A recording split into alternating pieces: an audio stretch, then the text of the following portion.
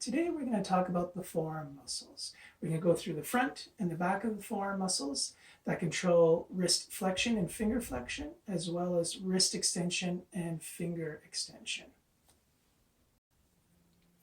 With the anatomy, we're going to do the back of the forearm muscles as well as the front forearm muscles. First, we're going to go on the computer and then to the book.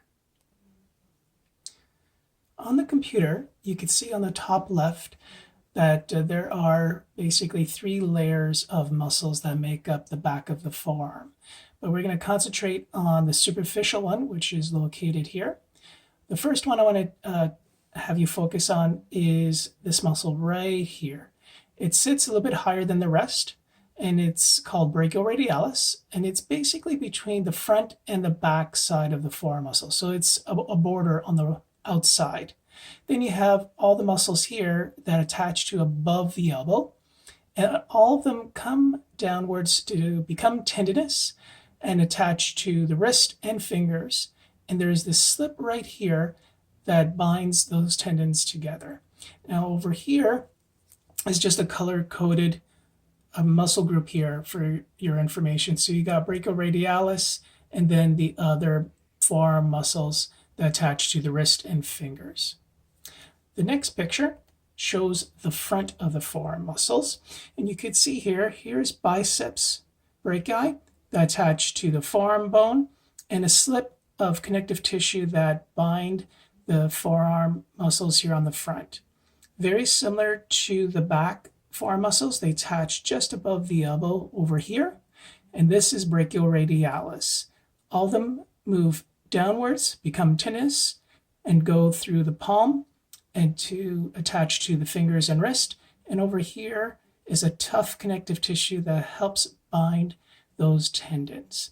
And then on the far left over here, again color-coded, it shows the muscles. So you got a Brachial Radialis as well as the muscles that are moving downward to attach to the wrist and the fingers. Now we'll move down to the book. Over here, we're going to first talk about the back of the forearm. And you can see here, this is the elbow. There's a lot of attachment at the elbow as well as above. They come downward, become tendinous, and attach to the wrist and fingers. The next picture, you can see at this angle here, it's attachment just above the elbow, moving downward.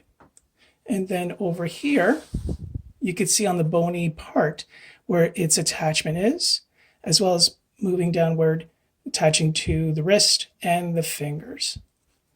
Next one is Brachial Radialis, the one that we talked about. In neutral position, it is very palpable, so you could feel it when you have your arm in a neutral position and you resist elbow flexion. So that's the muscle that helps with your landmarking between the front and the back of the forearm. Now we'll talk about the front of the forearm, which is located here. You've seen on the computer the connective tissue that comes over the majority of the wrist flexors, so the forearm muscles here. This is Brachial Radialis.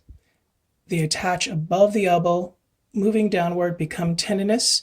And here's the thick connective tissue that binds the tendons, but more so the wrist bones, and then the palm. Now here, this muscle called palmaris longus does not go under that connective tissue. It kind of blends in the connective tissue and then moves into the palm as well.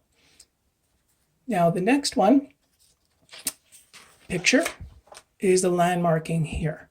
So you could see that most of those muscles, or all of those muscles, attach just above the elbow and then move downwards to attach to the wrist and the fingers to flex them.